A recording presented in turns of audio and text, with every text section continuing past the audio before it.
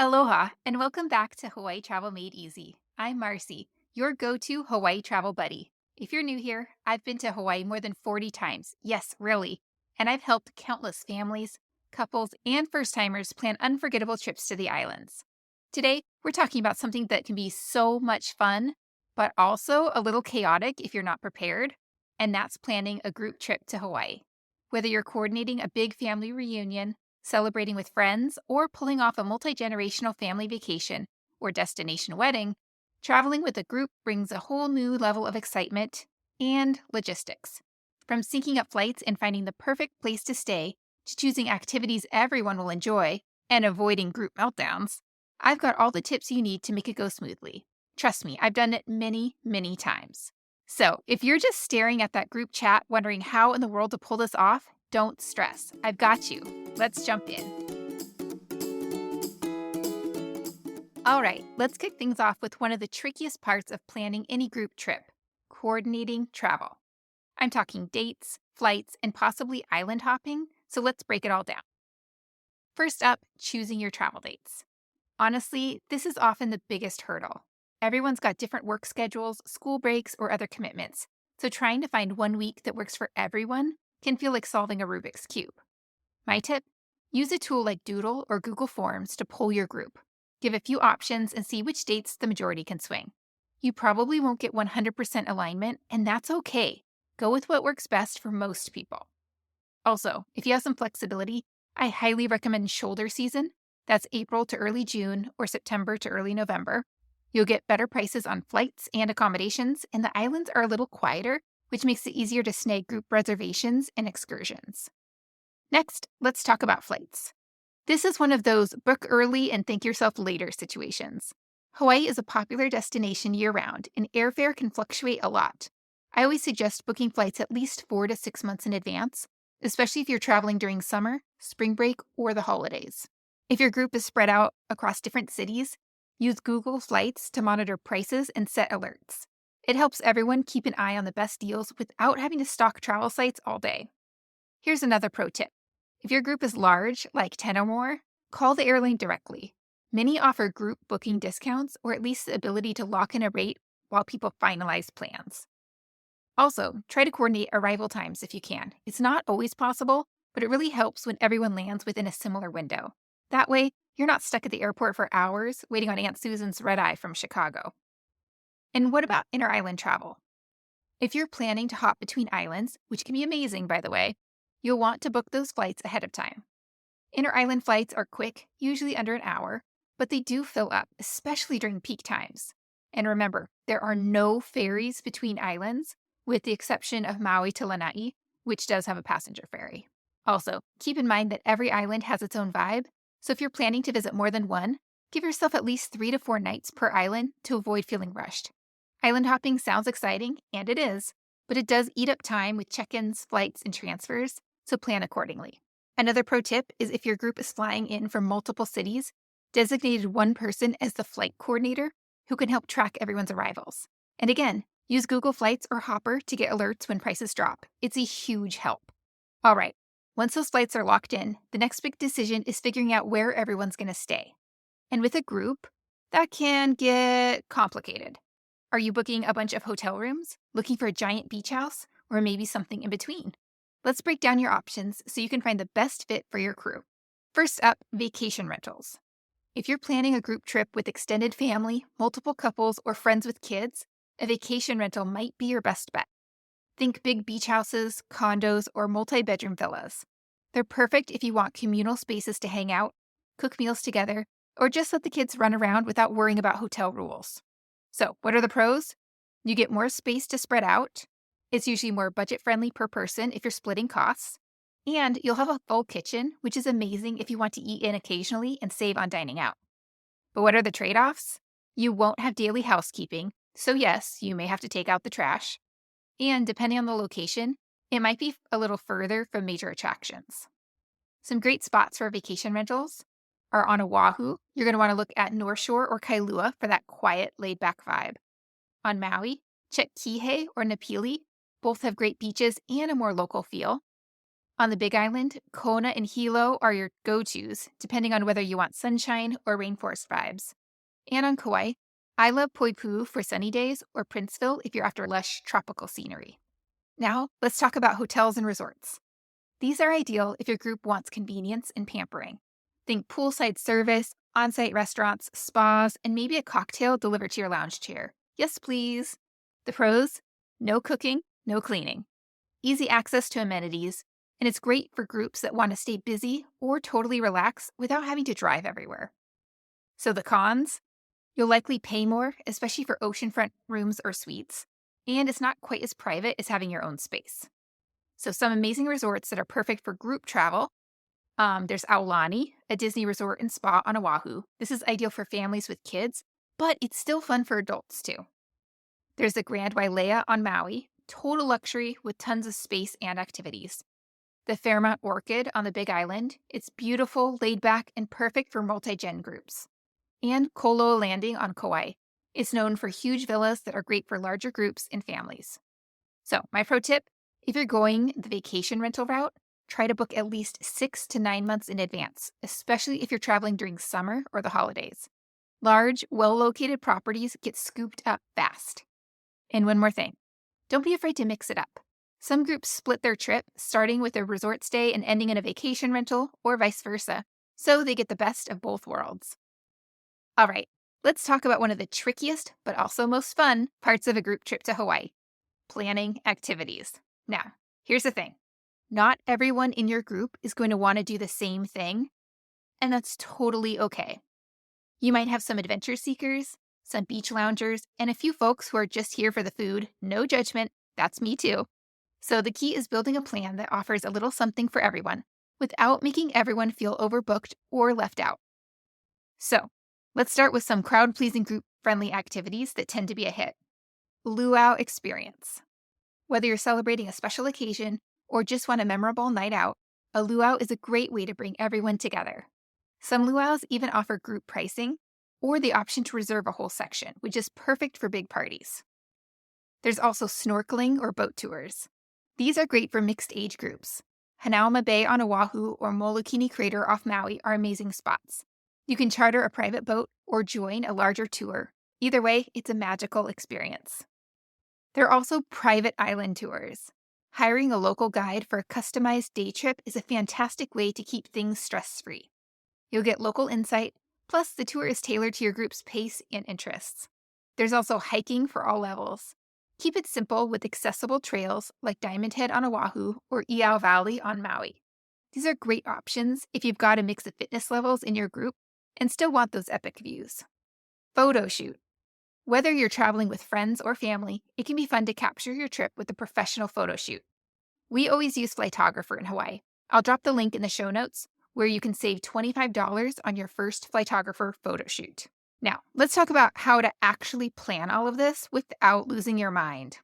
You're going to want to create a shared itinerary. Google Docs, Trello, or even a group chat can work. List out each day's options and make it clear what's optional versus group time.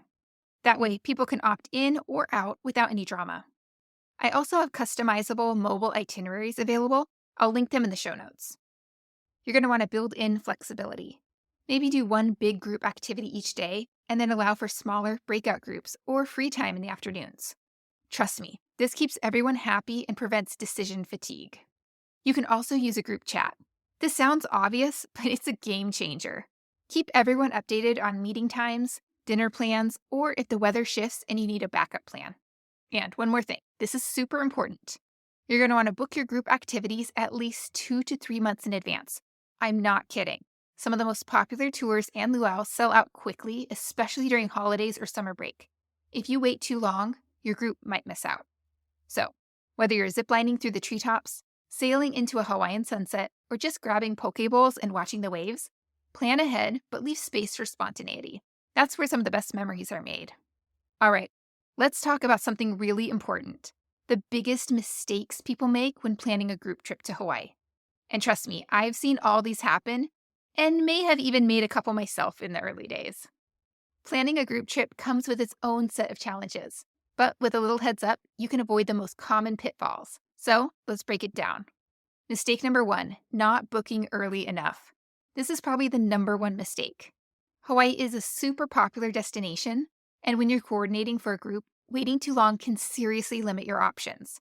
Flights go up in price, the best vacation rentals get scooped up, and tours fill fast, especially luau's and popular snorkeling spots. As soon as your group agrees on dates, start locking things in. Mistake number 2, overpacking the itinerary.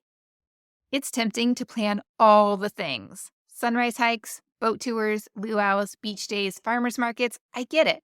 But when you got a group, especially with different ages and energy levels, it's so important to build in downtime. Let people sleep in, hang out by the pool, or grab an impromptu shave ice without racing to the next thing. Mistake number 3, not budgeting for food. Food in Hawaii can be expensive, especially if you're dining out for every meal with a group. Restaurants add up fast. A good way to manage this? Stock up at Costco or a local grocery store and do some easy group meals. Breakfast at the rental, beachside picnic lunches, or even a casual barbecue night if you have a grill. Mixing dining out with casual meals helps everyone stay on budget. Mistake number 4, expecting everyone to do the same activities. This one is so easy to fall into, especially if you're the planner. But trying to get everyone to agree on every single activity, it's a recipe for frustration. A better approach? Pick 1 or 2 group activities and then let people break off. Maybe someone to snorkel while others check out local shops or just relax on the beach. Everyone's happy. Mistake number 5, not considering transportation. When you've got a big group, transportation can get tricky.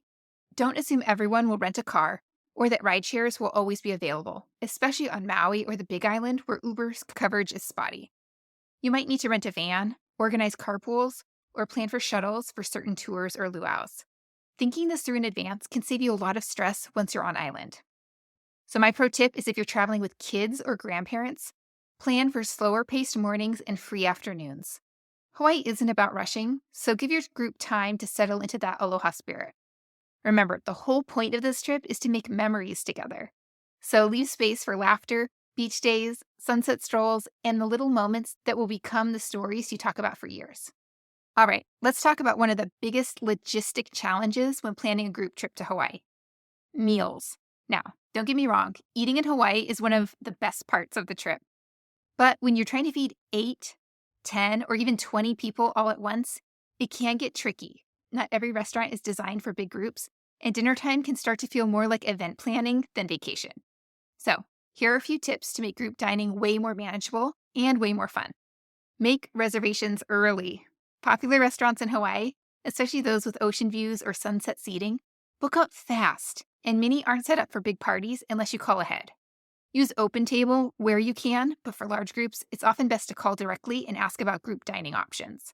Some places can seat you at nearby tables, while others might need a preset menu or deposit. Either way, the earlier you plan, the better. Mix in casual meals. Not every meal needs to be a sit-down affair.